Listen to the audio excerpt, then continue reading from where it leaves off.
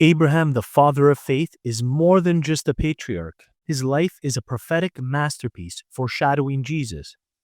Abraham's story unveils hidden clues about the Messiah in ways most people have never realized. We're going to uncover 4 astonishing ways Abraham points directly to Jesus. Now let's jump right in. Number 1, the supernatural son, Isaac, as a foreshadowing of Jesus. You see, Abraham and Sarah were beyond childbearing years when God promised them a son, a miraculous birth that could only happen by divine intervention. This echoes the birth of Jesus, who was conceived by the Holy Spirit, in a virgin womb, making him a supernatural son in an even greater way.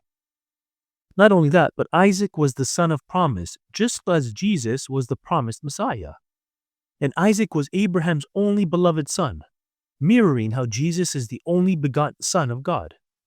Number 2, the ultimate sacrifice, the binding of Isaac and Jesus' crucifixion. You see, when God commanded Abraham to sacrifice Isaac, it was a shocking foreshadowing of God offering his own son for the sins of the world. Not only that, but consider this. Isaac carried the wood for his own sacrifice, just as Jesus carried his own cross. And Isaac was bound on Mount Moriah, the same location where Jesus would later be crucified in Jerusalem.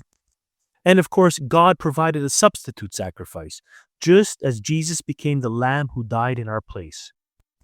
Number 3, the covenant of circumcision, a sign of the new covenant in Christ. You see, God gave Abraham a sign of circumcision as a covenant marker, setting apart his descendants. But in the New Testament, Paul reveals that circumcision was only a shadow of the greater spiritual circumcision brought by Christ.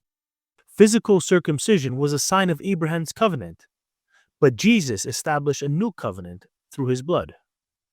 Not only that, but Romans chapter 2 tells us that true circumcision is now of the heart, which Jesus accomplishes through salvation. And finally, Colossians chapter 2 says, baptism in Christ replaces circumcision, as it signifies being set apart as God's people under the new covenant. Number 4, Abraham's greater offspring, the nations blessed through Jesus. You see, God promised Abraham that his offspring would bless all nations, but Paul reveals a shocking twist.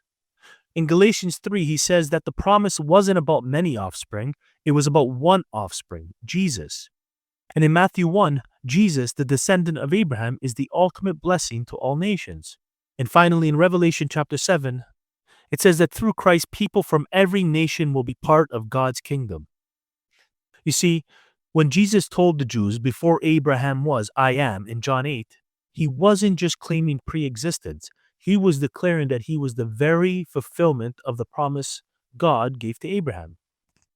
So you see, every major moment in Abraham's life, his miraculous son, the near sacrifice of Isaac, the covenant of circumcision, and the promised offspring directly point to Jesus. These aren't just coincidences, they are divine fingerprints, proving that the Old Testament was always leading to Christ. Abraham looked forward to the Messiah, and Jesus himself confirmed it when he said in John 8, your father Abraham rejoiced to see my day, and he saw it and was glad. As always, let me know what you think in the comments below, and please don't forget to like, share, and subscribe.